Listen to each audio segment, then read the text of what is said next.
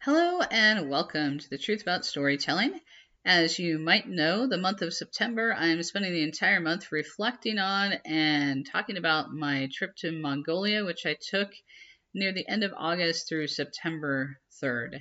It was an amazing trip, and you are welcome to tune into my longer episodes on Mondays. On Wednesdays, I am sharing fast facts about Mongolia. And on Friday, I am doing some writing episodes with some writing prompts. So buckle up. I am going to share some fast facts with you about Mongolia today. So Genghis Khan, as we know him, his name is actually Chingiss Khan in Mongolian. He was born in 1162 and formed the Mongol Empire in 1206. The Mongol Empire was the largest contiguous empire in world history. The empire covered 22% of the Earth's total landmass. However, after his demise and after the demise of some of his sons, the empire was divided. So at one point in time, it was the largest empire in the world. And I highly recommend you check out books by Jack Weatherford about Chinggis Khan. They are still called Genghis Khan because that's how most people in the Western world think of him. But again, his real name is Chinggis Khan. And he was definitely a remarkable person in history. So I recommend checking out more about him. So another thing you might not know about Mongolia is that 3/4 of Mongolians' land area is pasture land, which supports the lives of its grazing livestock. Herding families and pasture land they're both highly important to Mongolia to this day. And I got to witness that while I was there. We saw a herding family moving their herds from one side of the city of Uliesta to the other, including crossing major roads, going over a hillside, and that was just the start of their trek from their summer pasture lands to their winter pasture lands. We also visited with a herding family with, I think, over 1,000 animals, with yaks, cows, sheep, goats, and horses, and they had a lot of work to do every single day. They were very proud of their work. They loved it. And they were also getting ready to transition and move their home to the summer pasture lands. Now, the herding families in Mongolia typically live in gurs.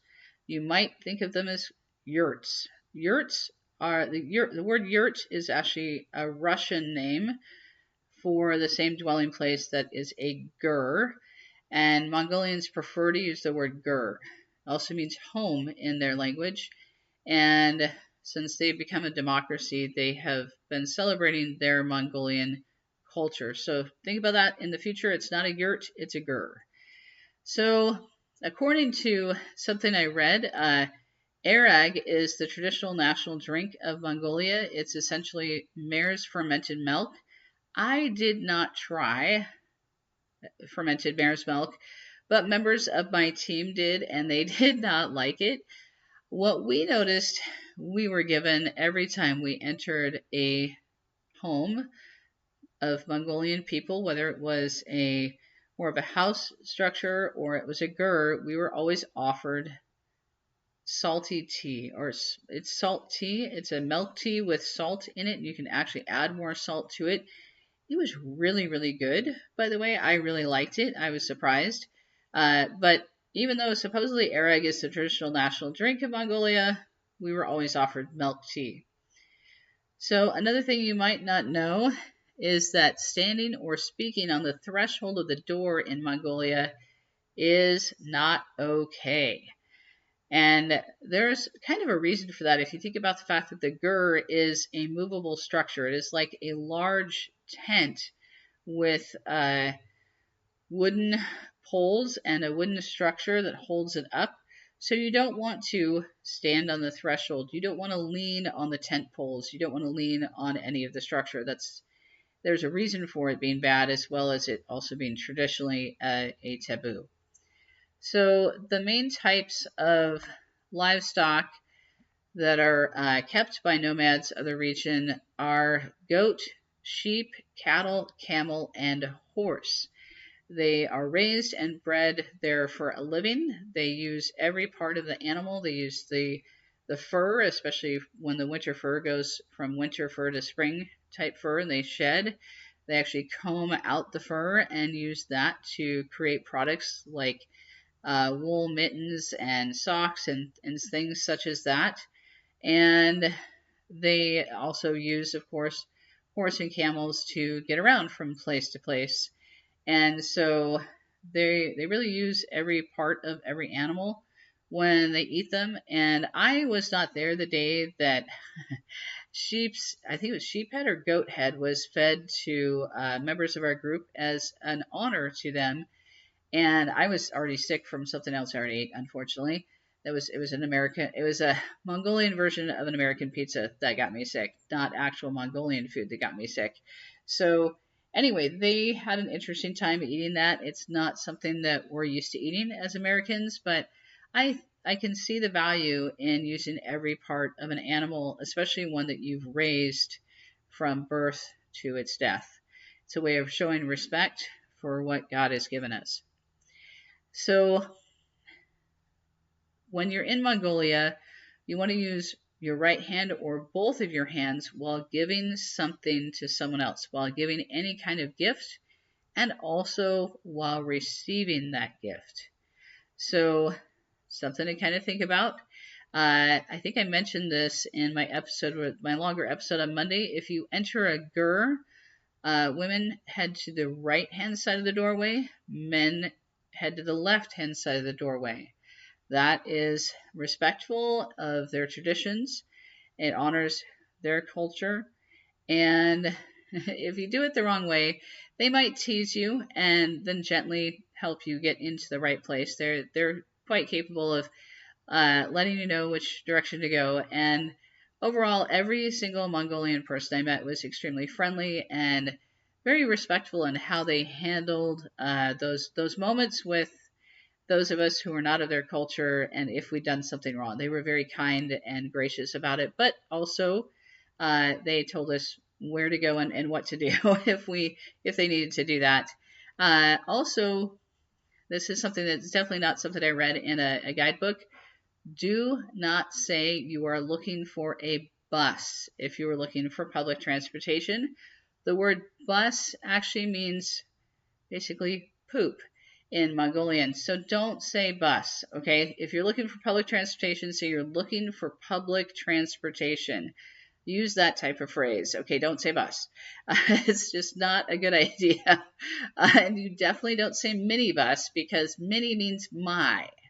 So if you say minibus, you're basically saying my poop in Mongolian, and no one wants to do that, okay? So no one's going to help you find that for you. Anyway, so if you are meeting someone, you want to shake their hands with both of your hands. It's not just a one-handed handshake. It's two hands. That's the respectful thing to do.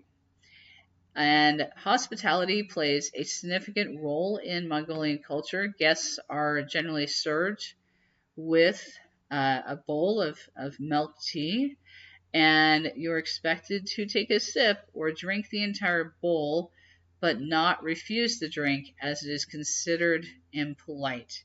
And I would say that's true of most of the food items as well. It's a good idea to sip or try each food item, even if it's very different to what you're used to eating. And I know from experience that traveling in different places, it's surprising, but sometimes we can actually digest things we wouldn't normally think we could digest. I don't normally eat ice cream or a lot of dairy when I'm at home in the States, but I was able to drink milk tea just fine because the way animals are raised in different countries is different to how they're raised here in the United States. We do a lot of practices that actually cause problems for our own digestive systems here in the US. We're trying to make everything really, really clean and pasteurize everything. And in that process, sometimes we take out some of the things we need in the milk products to help ourselves digest them. So anyway, I was able to drink milk tea and be just fine. So I recommend if you're there and you're really not sure about it, at least take that polite sip, hold onto the bowl, thank the person for it, and just generally be kind and respectful of the culture that you're in. So thank you for joining me for these fast facts about Mongolia. I'll be back next week with some more. And before that, on Friday, I will be sharing some stuff about writing that is based on my Mongolia trip and some writing prompts. And then on Monday, I'll be doing a longer episode again about my trip in Mongolia. Again, thanks for joining me. I'll see you around.